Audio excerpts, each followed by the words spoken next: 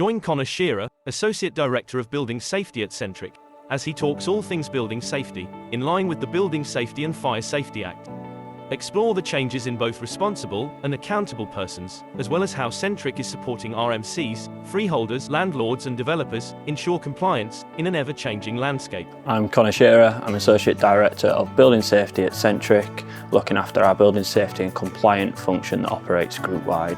So Centrick are an agent that provide many services. One of the services is our team and department, which is covering the building safety manager role.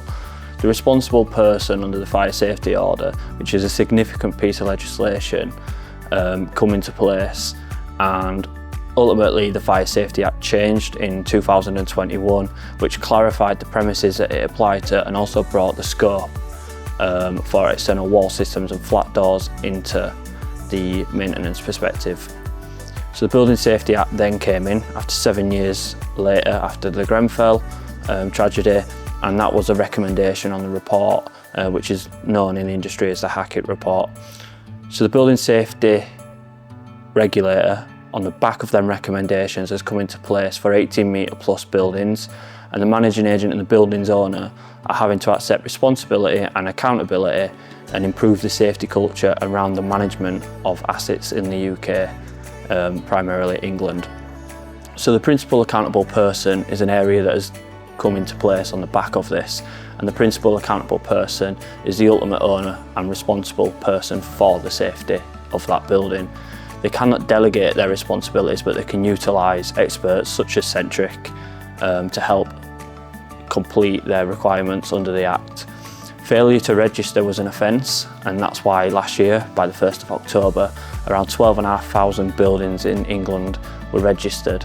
Since then, the Building Safety Regulator has started compiling key building information on each development, along with starting to give early indications or calling up developments. This then means that the building owner, the principal accountable person, must make sure that a building safety case report has been put together for the Building Safety Regulator. At Centrick, we've been doing these ourselves for our clients. We've been putting these together, and we've been using our expertise, both in-house and external, to put these reports together. The idea behind this is that we will put together the risks that are in place. We will make sure that it's all into this report, and that this report is something that will be reviewed by the regulator later down the line. Furthermore, the Building Safety Regulator are responsible for new builds in England that are above 18 metres, and to do this they've put in the 3 gateways that they'll complete. They'll complete this basically acting as building control on the projects. So the Gateway 1 and Gateway 2 are completed before works are started on site, and Gateway 3 is before occupation takes place. The aim is to make sure that the building safety risks that are on site have been reviewed, have been mitigated, and that the responsible person moving forward will be able to manage them risks appropriately. The risks are fundamentally around fire spread and structural collapse. Building owner now needs to present that they've identified all the risk and mitigating measures that exist on these buildings, and to do this they're putting in safety case reports. Safety case reports, along with resident engagement strategies, are something that the principal accountable person must develop. Building safety case reports are basically built around the data that we should already hold as a managing agent. So that's that golden thread of information that has to continue in the lifespan of the building. By utilising this existing data and the golden thread, we can ensure the building is safe to occupy, and we're also able to complete a gap analysis on the documents that are missing. So when we're looking at fire safety and fire spread, and we're also looking at the structural safety, we're able to look at the age of the building. We're able to determine if we should be going out and getting further reports to help develop that safety case.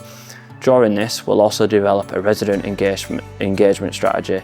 The idea of this strategy is to make sure that we are giving the information to the residents who actually live on site, and that they'll know how their building operates in an emergency, but also what information they need to stay safe in their homes. We will then compile this along with a mandatory occurrence report and process, and we'll share this to the Building Safety Regulator. The Building Safety Regulator at the minute is working through tranches, and these tranches will be the buildings that are called up, and they're basing that based on the key building information, which will then determine how high priority they see them buildings. This process does cost money, and that means that ultimately, if you're a BTR operator or you're a leasehold freeholder, you will have costs to meet.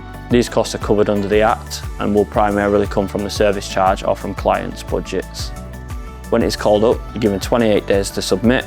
You do that, you submit the building safety case, you submit the resident engagement strategy, and you submit the mandatory occurrence report and process.